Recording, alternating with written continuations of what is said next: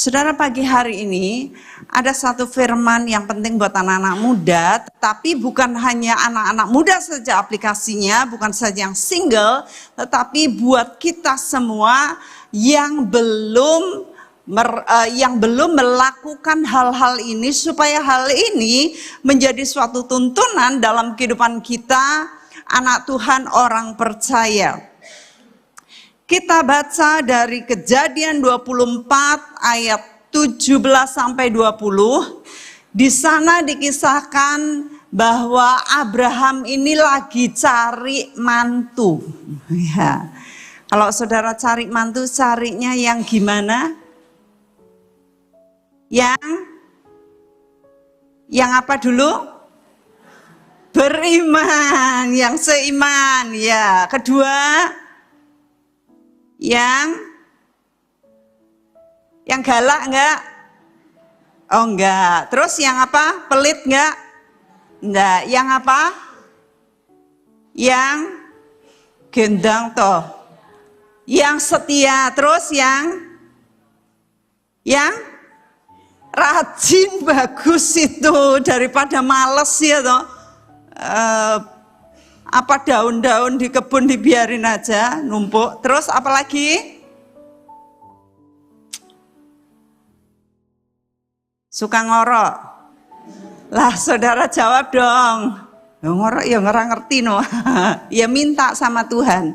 Tuhan, saya minta suami yang nggak ngorok. Ya. Terus apa lagi? Oke. Saudara mau yang cetil atau yang lomo?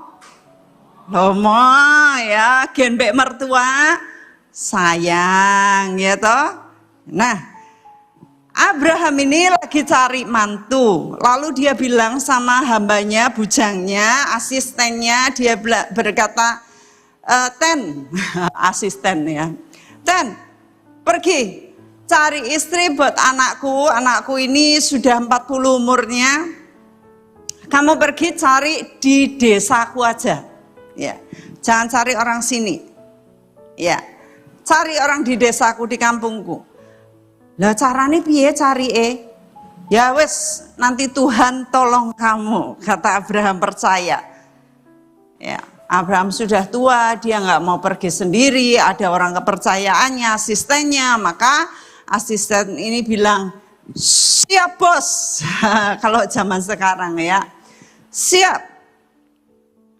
Syaratnya ya cewek itu harus dibawa ke sini, harus mau bawa ke sini. Dari sanak saudaraku aja. Lalu pergilah si asisten ini dengan membawa unta-unta, hadiah-hadiah, emas, perak, dan kain-kain, dan banyak sekali. Dengan beberapa hamba-hamba yang layani, bujang-bujang. Banyak sekali kendaraannya, truknya isi berkat-berkat. Sudahlah, maka dia pergi dan sampailah ke tempat di mana asalnya Abraham, di desa. Lalu dia tuh capek, ngelak, duduk di pinggir sumur. Lalu dia bilang, Tuhannya Bapak Abraham, Tuhannya Tuanku, nanti gini aja. Jadi simpel banget permintaannya itu, waduh, sangat sederhana. Nanti kalau ada cewek yang datang dengan timba dan kemudian dia akan nimba, lalu dimasukkan ke kendinya, sebelum pulang lalu aku bilang, Dok, aku njaluk banyu entora. Kalau dia bilang, oh monggo Tuan, gitu.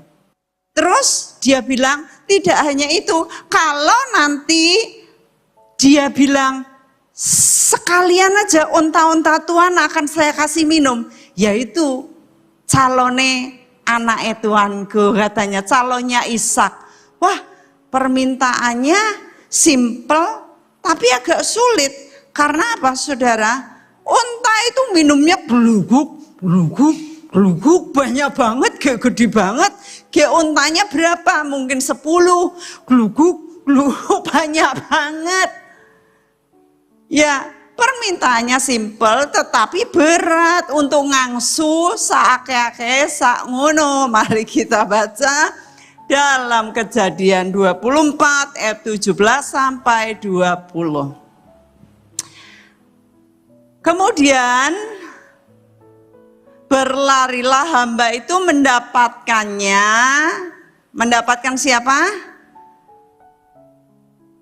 Mendapatkan Ribka. Serta berkata, tolong beri aku minum air sidik weh dari buyungmu itu.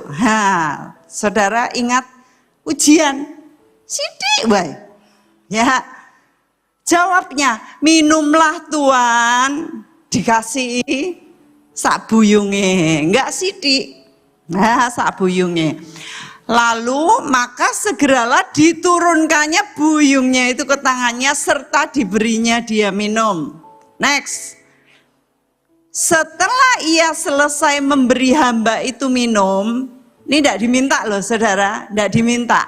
Berkatalah ia, baiklah untuk unta-untamu juga kutimba air sampai semuanya apa? Loh, puas katanya. Sampai semuanya puas, kemudian segeralah dituangnya air yang dibuyungnya itu ke dalam palungan. Lalu berlarilah ia sekali lagi ke sumur untuk menimba lagi. Dan ditimbanyalah untuk semua unta orang itu. Wah, luar biasa. Akhirnya si hamba ini tersungkur kepada Tuhan. Karena waktu ditanya, nduk, saya toh, kuwi anake sapa? Wah, ternyata dia ceritakan, saya anaknya ini yang ternyata adalah masih keturunan dari keluarga Abraham. Luar biasa sekali. Nah, saya tidak akan membahas doanya si hamba ini. Tetapi saya ingin membahas ini perempuan luar biasa. Ya. Perempuan ini, kalau saudara lihat perempuan ini apa tadi? Cetil atau lomo? Ya. Kalau lomo itu baru saja atau sudah lama? Sudah lama. Saudara yang punya mantu, yang cari mantu diamati. Iki calon mantu kuwi iki cetil atau ora? Diuji. Jaluk nduk. Ya. Cewek-cewek begitu. Iki Mas iki cedel rayo. Soalnya kalau punya bojo yang cedel gutil, kuwi meresati yo atine diperes bendino. Jaluk Mas. Prit. Ya. Adanya sancrit. Loh. Aku njaluk 50.000 kei 12.000 sithik banget ora iso mangono. Iso, kowe pecele dibagi 3, 5.000. Aduh. Sedeng gutil iki ya. Lah terus piye? Ya. 3.000 wae. 3.000 tuku apa? Soto esuk nganti wengi. Soto esuk nganti wengi 3.000. Regane 5.000 sak mangkok. Yo dinyang. Kan kenyang. Terus pas beli minta duduhe sing akeh. Nggo makan 3 kali. Bojoku sing ngeki kae 3.000 tok. Nah, saudara punya bojo gudel, meresati banget ya. Siapa sing sini bojone gudel? Ndak ada yang ngaku. Nah, ini Ribkah sangat-sangat murah hati. Ini luar biasa, ini contoh yang luar biasa. Saudara nggak ngerti kemurahan hati saudara bisa mendatangkan jodoh, ya enggak? Murah. Nah iki anak-anak lanang iki senyum-senyum.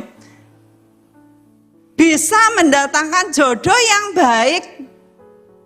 Ya tole, guyu-guyu. Apik kuwi.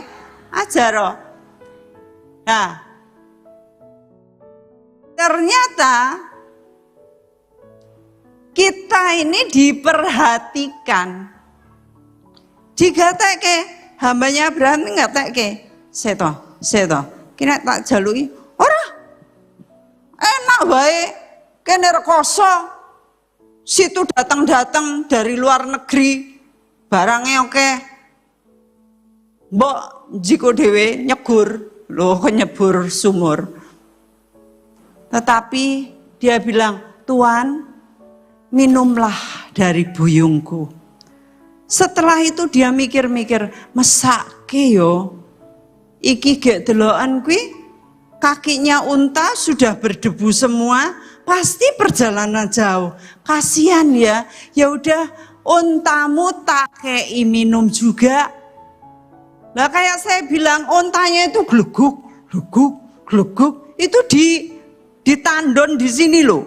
Makanya ada gininya ya untanya, ada gulune gitu loh. Nah itu, jadi unta itu bisa melewati padang gurun berhari-hari tanpa minum karena ada tandonnya. Tandon. Nah kalau sudah berhari-hari, sudah habis, yo garing. Kalau minum lagi, gluguk, pirang-pirang liter saudara ya. Dan itu ditimba untuk katanya, untuk sebagian, untuk semua unta itu. Wow, luar biasa saudara. Kita nggak pernah tahu bahwa kemurahan hati itu rupanya menarik perhatian. Rupanya memberkati diri sendiri. Ya, kemurahan hati itu memberkati diri sendiri. Bukannya memberkati orang lain, ya memberkati orang lain, tetapi untungnya itu memberkati diri sendiri karena ada hukum yang berkata menabur, menuai. Saudara tidak menabur ya tidak. Saudara menabur sedikit, menuai. Saudara menabur banyak, menuai lebih banyak. Itu sebabnya kita melihat di sini ini gadis murah hati. Dan dia mau bersusah payah. Nah, saudara ingat, bersusah payah lalu berkorban. Korban tenaga. Itu loh biasanya cuma nimba 1-2 kali saja, ini nimba terus-terusan, pegel banget ya. Lalu dia melakukannya itu untuk orang yang gak dikenal, orang asing. Orang itu bisa aja hanya lewat, habis itu bye, lalu pergi. Tidak ada upahnya, gak ada upahnya. Kita nggak pernah ngerti saudara, tetapi ini adalah kebiasaan yang baik yang harus kita maintain. Maintain itu apa? Pertahankan. Kita harus lakukan, kita harus pertahankan. Karena apa? Kita nggak tahu kapan kita akan mendapatkan berkat dan fokusnya bukan untuk kita dapat berkat balik, tetapi supaya kita terus bisa memberi, terus bisa mengasihi. Karena kalau buat Ribkah, dia nggak tahu bahwa kebaikannya itu ternyata dibalas dengan jodoh. Jodoh yang kaya raya, yang luar biasa kekayaannya berlimpah-limpah. Iya, Orang-orang bapaknya aja yang terlatih perang aja 318. Belum yang nggak terlatih, belum pembantu-pembantu perempuan, budak-budak perempuan, belum kekayaan harta benda Mercedes-Benz, Kijang, Panther, dan Pajero, dan Lamborghini, dan Ferrari-nya banyak sekali itu di kandang-kandang. Ya, bis-bisnya itu banyak sekali. Nah, ternyata saudara, memberi air sedikit, menimba lebih lagi, ternyata upahnya baliknya, wow, jodoh, mobil-mobil mewah, lalu budak-budak, emas, perak, dan semuanya. Kita tidak pernah ngerti jikalau kita berbuat baik dan murah hati daripada kita egois. Iya. Tiap kali hanya ngenteni orang ngulurin tangan. Tiap kali hanya minta. Tiap kali hanya nangis sama Tuhan. Saudara, belajar.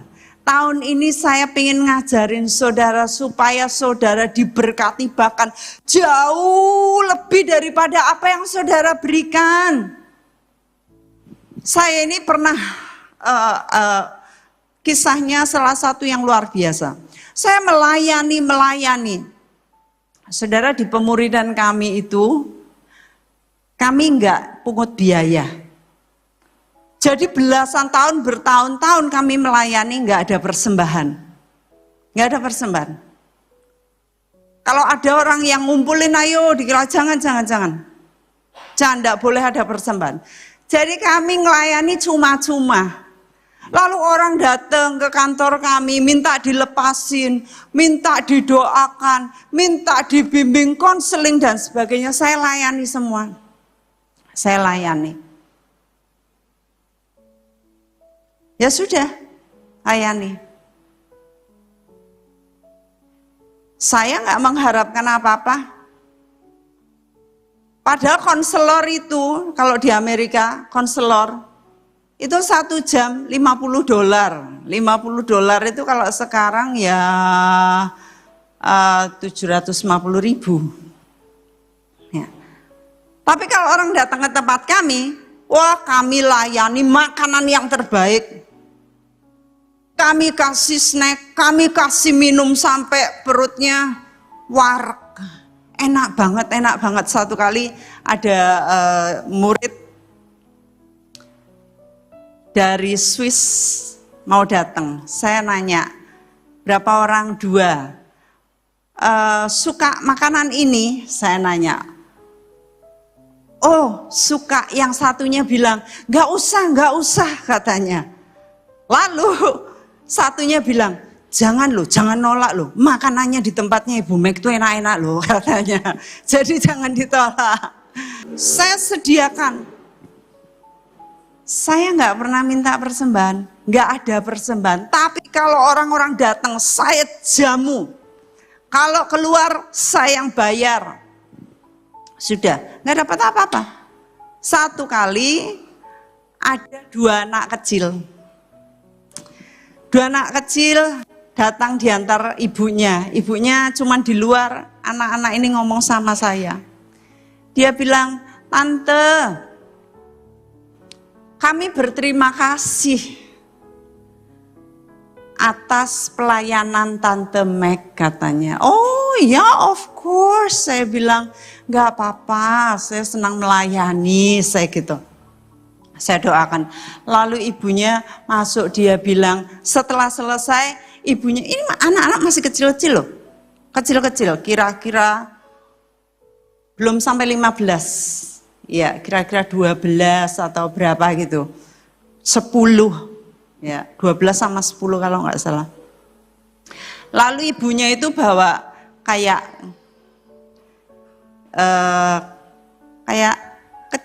tas gitu, tas kecil sekali segini. Ya. Ini celengannya anak-anak katanya. anak-anak mau mempersembahkan buat ibu. Aduh, batin saya nggak usah gitu ya. Tapi ya namanya anak mau memberi batin saya celengan ini uang 100 perakan, 100 perak, 1000 ya atau 50 nggak ada dong, 500 ya 500 ya. Duh berat banget, berat segini nih, berat. Aduh saya pikir nggak usah lah, kasihan ya anak-anak udah nyelengi, saya pikir.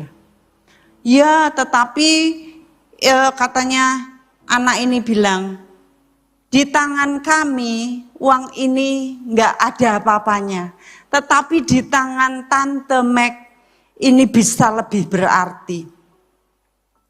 Ya sudah, saya terima, puji Tuhan. Mereka pulang, saya lupa, saya taruh di meja. Berapa lama kemudian saya baru ingat, anak itu ngasih ya. Saya buka, saya kaget. Isinya apa saudara? Wah, isinya emas. Sak gini, abot banget. Nah, kalau emas mana ya? Emas cili aja berapa gram? Ya 10 gram aja enggak berat ya. Ini sak gini loh tingginya, isinya emas. Saya temenggengen. Waduh. Anak itu bilang, ini celengan kami. Kami berikan buat Tante Meg. Ini akan lebih berarti. Wah, saya tidak pernah berpikir saya akan dapat emas segitu banyak. Dan kemudian kembali lagi, saudara tahu, saya selalu nanya Tuhan buat apa? Dan akhirnya emas itu dipakai untuk pekerjaan Tuhan. Sudah, enggak ada lagi.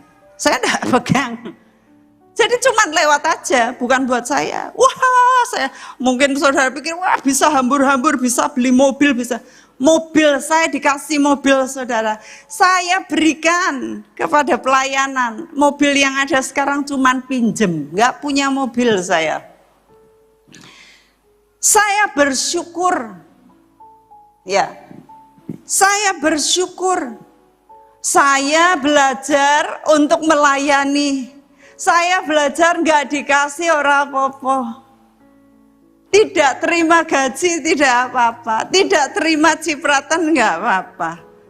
Pelayanan capek-capek dapat sedikit nggak apa-apa. Karena saya tahu prinsip. Saya melayani bukan saya pandang manusia. Seperti Ribka, dia melayani bukan pandang manusia. Mungkin ini hamba akan pergi. Dia enggak mengharapkan. Tetapi lifestyle, saudara, lifestyle, kebiasaan kita bermurah hati akan menuai kemurahan. Ya. Kalau kita semua weku, gonaku, tumpuk. Saya bilang itu adalah Kristen danau. Kristen danau itu ngendep airnya nggak ngalir kemana-mana. Tapi kalau Kristen sungai dialirkan, ditambah lagi gerojok lagi seger airnya, nggak budek. Saya bersyukur saya menjadi saksi dari apa yang Ribkah ini lakukan. Saat saya belajar untuk menimbah rekoso, kenewe lagi ngutang, jaluk diutangi wong, dijaluk wong. Saya memberi. Seperti Ribkah. Keluarganya aja belum diambilin air. Ada orang mintanya sedikit, dia kasih gerojok lebih lagi. Saudara belajar untuk terus mengalirkan berkat kepada orang lain. Loh aku ra dedit, saudara pasti ada duit. Yang ada berikan. Seringkali kita itu minta padahal kita masih ada. Ya enggak? Tetapi Tuhan itu sering uji kita. Kalau kamu mau keluarkan dulu, kamu mau bersusah-susah dulu, maka Tuhan akan berkati dengan berlimpah-limpah. Masalahnya kita suka gondeli yang sidik ini loh, sidik. Padahal sidik kalau diberikan kepada Tuhan, Tuhan akan menggandakan dengan luar biasa. Banyak anak Tuhan, orang percaya tidak percaya sama Tuhan. Banyak orang percaya takut hari-hari akan keuangannya. Saat mereka takut, maka mereka genggam itu, artinya jadi Kristen danau, budek. Gak kemana-mana, gak seger, gak bersih, gak ada aliran. Saudara, saya minggu lalu bicara mengenai gadis yang bijak dan yang bodoh. Saya akan ulangi ini dari Matius 25. Ini adalah kunci, Matius 25 semuanya ini merupakan kunci bagi kita semua sampai kepada kekekalan. Matius 25 kita akan baca bergantian. Pada waktu itu hal kerajaan surga seumpama 10 gadis yang mengambil pelitanya dan pergi menyongsong mempelai laki-laki. Gadis-gadis yang bodoh itu membawa pelitanya tetapi tidak membawa minyak.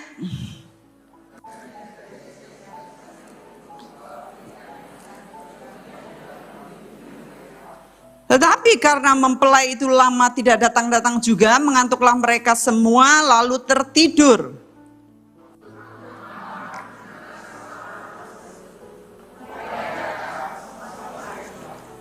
Gadis-gadis itu pun bangun semuanya lalu membereskan pelita mereka.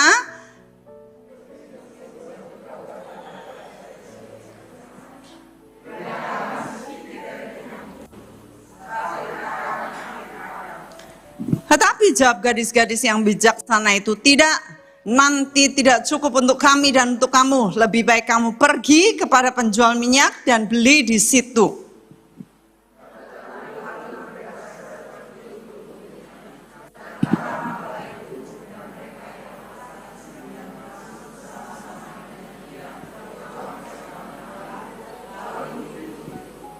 Kemudian datang juga gadis-gadis yang lain itu dan berkata, Tuan, Tuan, bukakanlah kami pintu.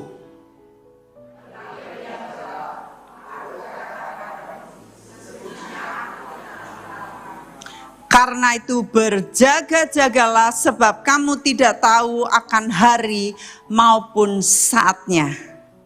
Banyak interpretasi hamba-hamba Tuhan bilang, kita harus mengumpulkan minyak yaitu Roh Kudus. Ya, dengar itu enggak? Ya toh? Kita harus mengumpulkan minyak Roh Kudus. Enggak ada, Saudara. Ini bilang beli Roh Kudus, bisa dibeli enggak? Tidak bisa. Jadi saudara bukan ngumpulin Roh Kudus. Saudara beli minyak. Mari kita lihat minyak itu apa. Ini di ayat-ayat selanjutnya. 14, nanti saudara baca selanjutnya. Sebab hal kerajaan surga sama seperti seorang yang mau bepergian ke luar negeri, yang manggil hamba-hambanya dan percayakan hartanya kepada mereka. Yang seorang diberikannya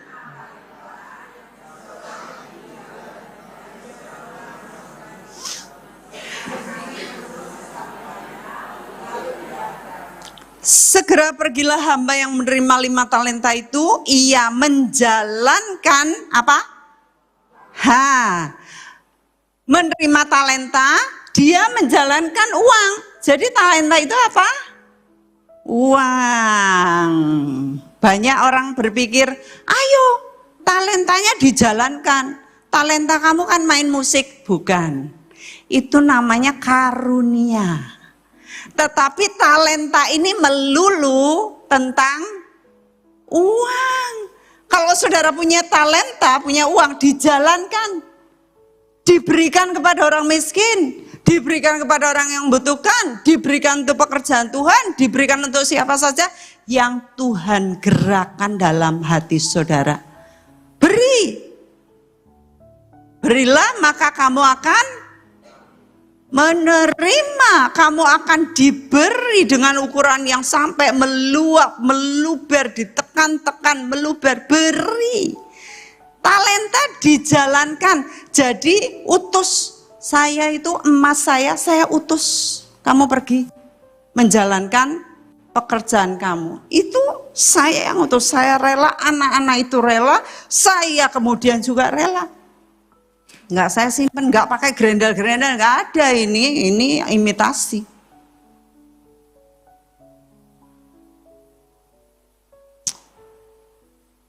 Hamba yang menerima 2 talenta itu pun berbuat demikian juga dan berlaba. Di dalam Tuhan, saudara saya kasih tahu, bisnis sama Tuhan enggak pernah rugi. Enggak pernah. Memberi enggak pernah rugi. Saya memberi, menyerahkan apa semua yang dipercayakan kepada saya, yang saya pikir hak saya, nggak rugi. Tetapi hamba yang menerima 1 talenta itu pergi, menggali lubang di dalam tanah, lalu menyembunyikan uang tuannya itu. Nah soalnya aku sidik, duitku sidik, delikno sisan, delikno. Kalau yang 1 itu tapi digandakan, berganda loh saudara. Tapi yang sidik bilang sidik, makin enggak diberi. Ya. Lalu lama sesudah itu pulanglah tuan hamba-hamba itu, lalu mengadakan perhitungan dengan mereka. Hamba yang menerima 5 talenta itu datang dan ia membawa laba 5 talenta, katanya, Tuhan, 5 talenta Tuhan percayakan kepadaku, lihat, aku telah beroleh laba 5 talenta. Maka kata tuannya itu kepadanya, baik sekali perbuatanmu itu, hai hambaku yang baik dan setia. Engkau telah setia dalam perkara kecil, aku akan memberikan kepadamu tanggung jawab dalam perkara yang besar. Masuklah dan turutlah dalam kebahagiaan Tuhanmu. Saudara, 5 talenta, padahal itu gede banget. Tuhan berkata, itu seemper kecil di mata Tuhan. Emas saya yang abot kayak gitu tuh kecil. Tetapi saat saya suruh dia pergi, saat saya utus dia, nanti berkatnya jauh lebih besar. Apa katanya di ayat lain? Terimalah 10 kota untuk kamu memerintah. Nanti saudara-saudara yang telah memberikan di dalam kekurangannya, Tuhan akan berkata, engkau akan memerintah kota-kota, engkau akan memerintah bangsa-bangsa, engkau akan memerintah orang-orang Kristen yang cetil. Engkau akan memerintah orang-orang Kristen yang tidak menggandakan talentanya. Kamu yang akan jadi pemerintah mereka. Lalu yang kedua juga sama. Kini datanglah juga hamba yang menerima 1 talenta itu dan berkata, Tuhan, aku tahu bahwa Tuhan adalah manusia yang kejam, yang menuai di tempat di mana Tuhan tidak menabur, dan yang memungut dari tempat di mana Tuhan tidak menanam. Karena itu aku takut dan pergi menyembunyikan talenta Tuhan itu di dalam tanah. Nih, terima kepunyaan Tuhan. Saudara, suatu hari nanti kita semuanya akan diadili. Uang saudara yang dipercaya sama Tuhan dipakai untuk apa? Aku takut karena aku belum bisa bayar listrik. Karena aku belum bisa bayar gaji pegawai THR. Karena anak-anakku butuh sekolah. Karena ini dan itu. Aku takut kalau dipotong per puluhan. Nanti gimana? Pasti kurang. Banyak orang ngitungnya begitu. Sudah dihitung-hitung-hitung, dikasih per puluhan kurang. Masalahnya apa? Yang terakhir. Per puluhan harus pertama.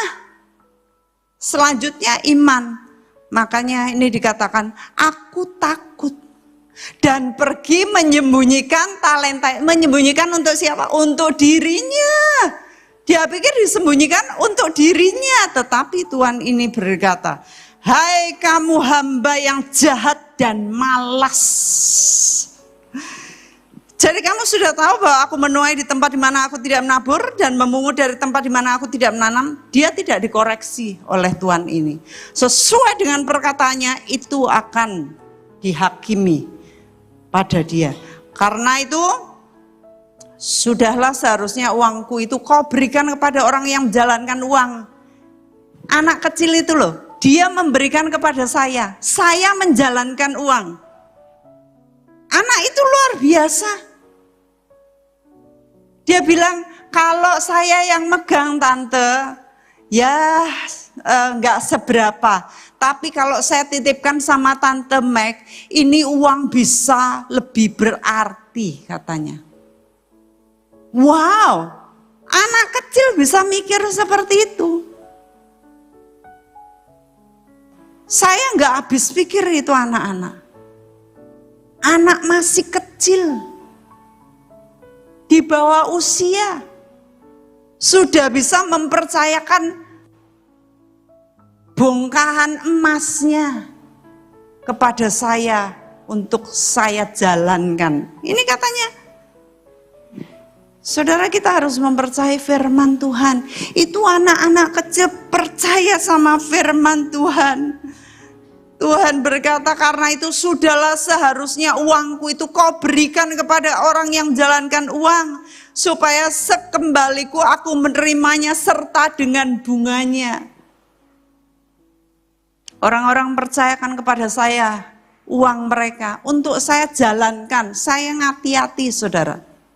Ngati-hati. Kepada siapa Tuhan tuntun saya akan jalankan uang itu. Menghasilkan enggak? Orang yang diberi juga menggandakan tidak, menghasilkan tidak. Kalau enggak, buntet. Saya enggak dapat interestnya. Saya enggak dapat di surga loh. Saya enggak dapat bunganya. Sebab itu ambillah talenta itu daripadanya dan berikanlah kepada orang yang mempunyai 10 talenta itu. Karena setiap orang yang mempunyai, yang punya malah dikasih lagi. Sehingga ia berkelimpahan, tetapi siapa yang tidak mempunyai, apapun juga yang ada padanya akan diambil daripadanya. Dan campakkanlah hamba yang tidak berguna itu ke dalam kegelapan yang paling gelap. Di sanalah akan terdapat ratap dan kertak gigi. Orang yang tidak mau menjalankan talentanya, dia akan dibuang, diseret di tempat yang gelap, di mana ada ratap dan kertak gigi. Ngeri, saudara.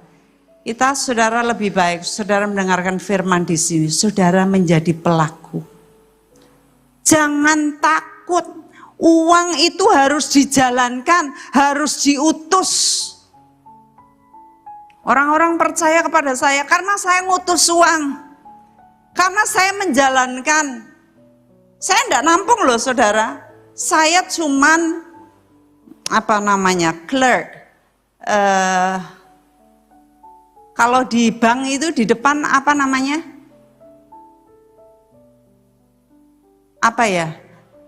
teller, ya teller atau kasir gitu, bukan kasir ya, teller. Ya, saya cuman teller. Jadi waktu saya dipasrai, saya nggak bilang, hore, aku dapat 1 M, 10 M, hore. Terus yang baru saja naruh uang, baru sampai di pintu mikir, oh Rasido, tolong, nggak jadi. Saya mau ambil, loh ini kan punyaku. Masa teller gitu, masa kasir begitu? Enggak toh. Kasir berkata, oh mau diambil silakan, saya tulis resinya, silakan diambil lagi. Oh, saya demikian saudara. Saya cuman steward itu pelayan. Ya, saudara pun demikian, saudara cuman pelayan. Nggak boleh hitung-hitungan. Wah sidik wae, kiraan rasa wae, iki ngene wae. Nggak bisa saudara. Saudara harus nurut kepada Tuhan saudara. Nah, ini jadi urutannya saudara tahu tadi. Pertama, 5 gadis yang bijak dan bodoh. Lalu dikasih Tuhan interpretasinya. Kamu mau menyediakan minyak, ini loh minyak. Kamu gandakan minyak ini. Lalu ayat seterusnya 31. Ini nanti penghakiman terakhir. Apabila anak manusia datang dalam kemuliaannya dan semua malaikat bersama-sama dengan dia, maka ia akan bersemayam di atas tahta kemuliaannya. Lalu semua bangsa akan dikumpulkan di hadapannya dan ia akan memisahkan mereka seorang daripada seorang, sama seperti gembala memisahkan domba dan kambing. Dan ia akan menempatkan domba-domba di sebelah kanannya dan kambing-kambing di sebelah kirinya. Dan raja itu akan berkata kepada mereka yang di sebelah kanannya, mari hai kamu yang diberkati oleh Bapakku, terimalah kerajaan yang telah disediakan bagimu sejak dunia dijadikan. Gara-garanya apa? Terima kerajaan. Sebab ketika aku lapar, kamu memberi aku makan, ketika aku haus, kamu memberi aku minum, ketika aku seorang asing, kamu memberi aku tumpangan, ketika aku telanjang, kamu memberi aku pakaian, ketika aku sakit, kamu melawat aku, ketika aku di dalam penjara, kamu mengunjungi aku. Maka orang-orang benar itu akan menjawab dia, katanya, Tuhan, kapan kami lihat engkau lapar dan kami memberi engkau makan, atau haus kami memberi engkau minum?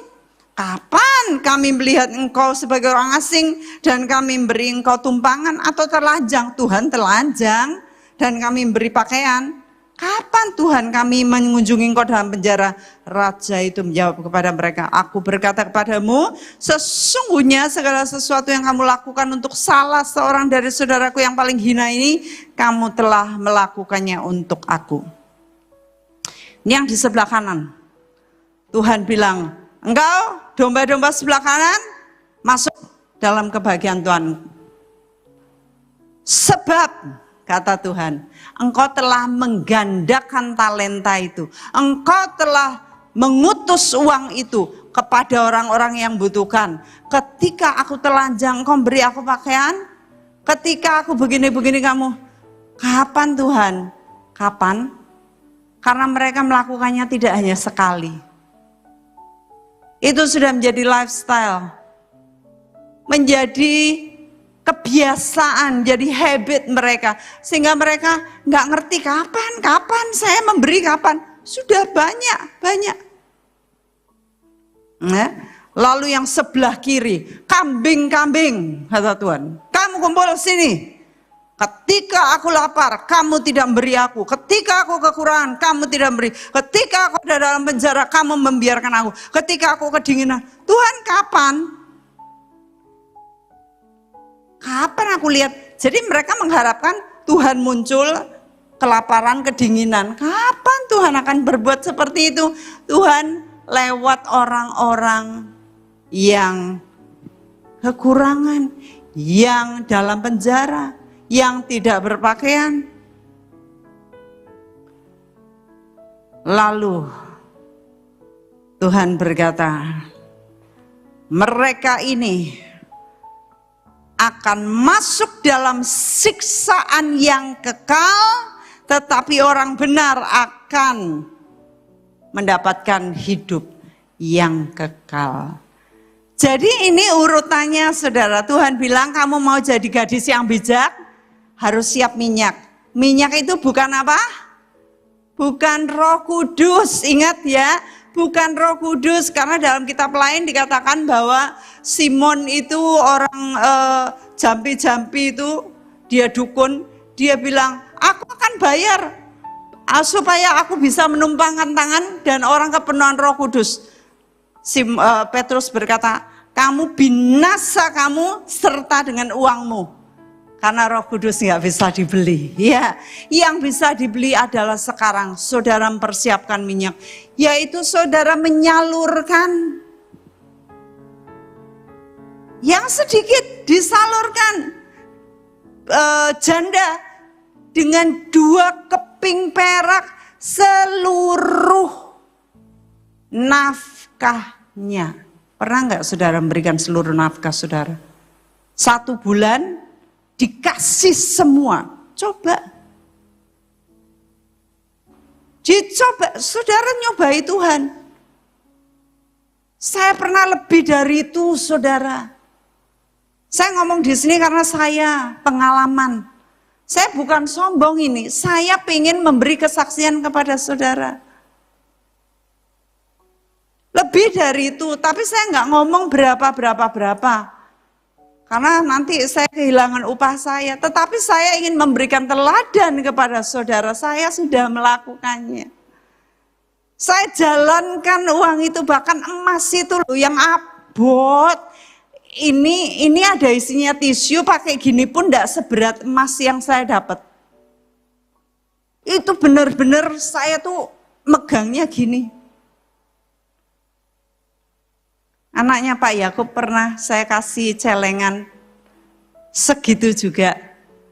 Dia kasih balik, katanya bapaknya, ini bolak-balik anggur ono duit, jaluk dicemplungke. Sudah penuh, lalu diberikan kepada saya. Dia bilang, bahannya datang. Kita anak kecil. Ya waktu itu umur berapa, 5 tahun mungkin. Ini dia kasih celengannya. Anak yang datang kepada saya 2 ngasih celengan emas, saudara. Apa enggak kaget?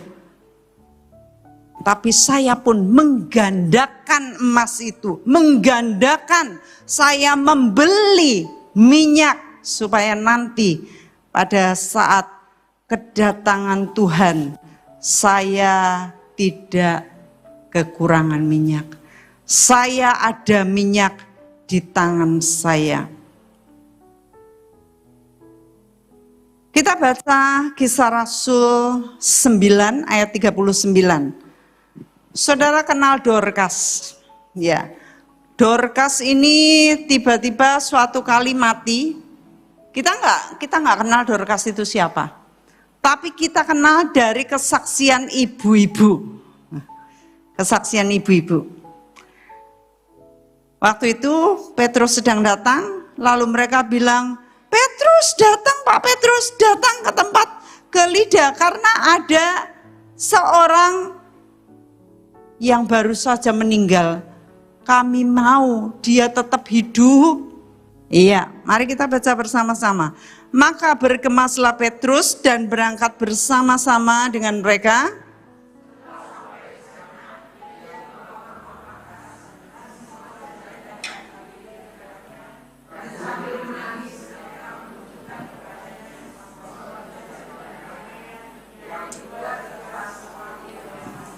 Nah, kita kenal Dorcas dari apa?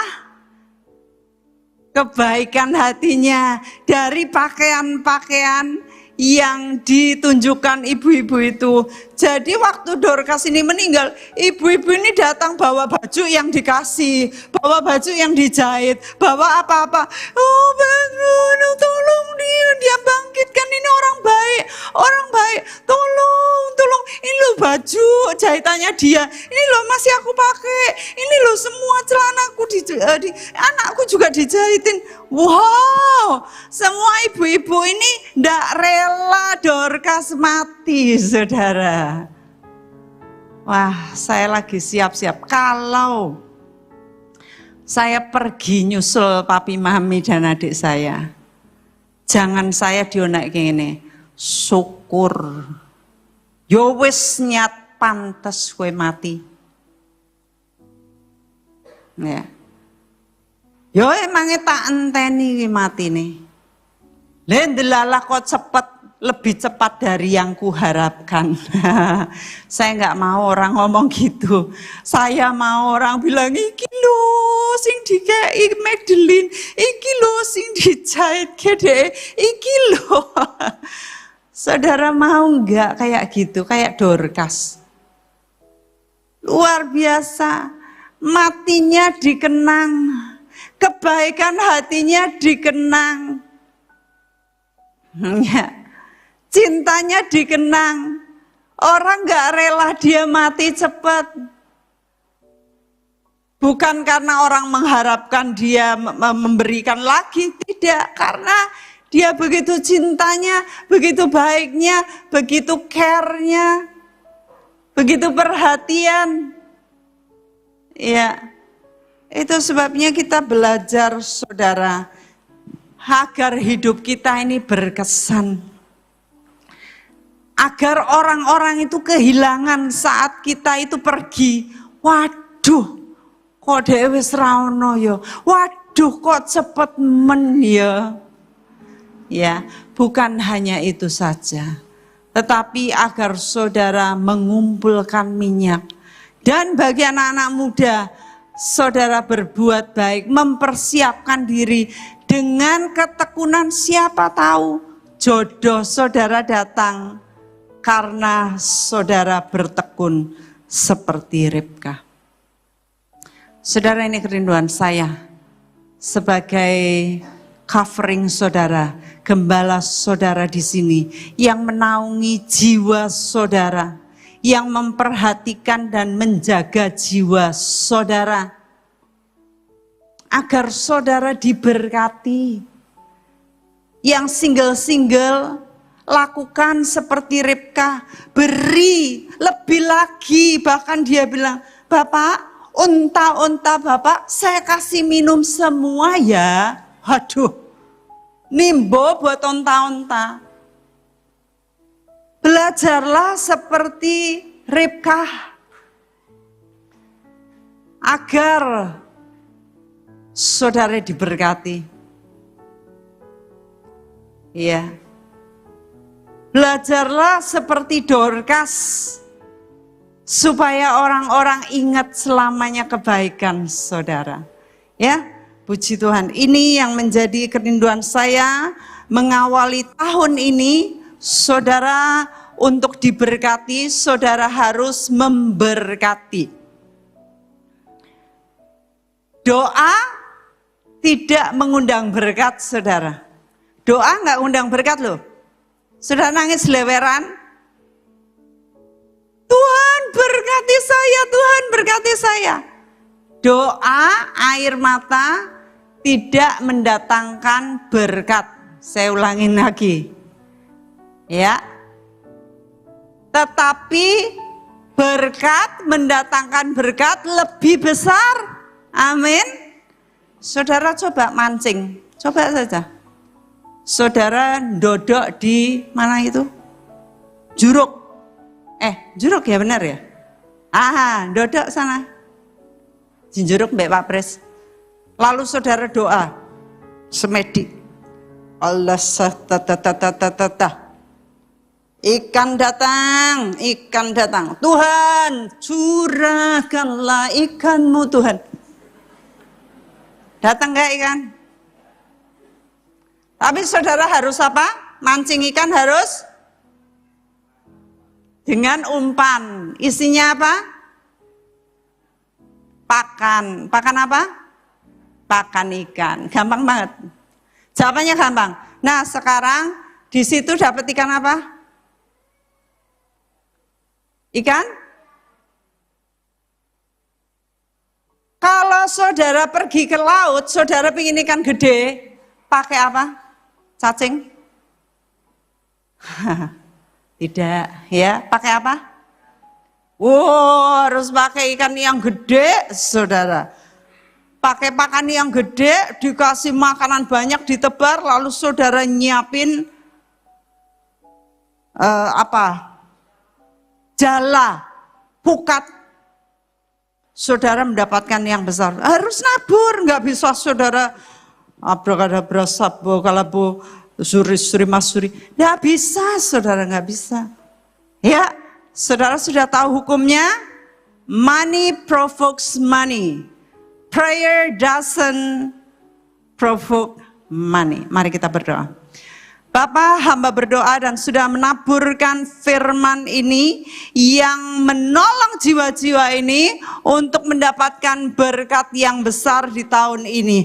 Agar mereka tidak tumpah air mata, tidak berdoa untuk mendapatkan berkat. Tetapi mereka memberi, menabur dalam kekurangan sehingga mereka diberkati seperti Ribka, seperti Dorcas. Mereka berani memberi, maka Tuhan akan berikan berlipat kali ganda.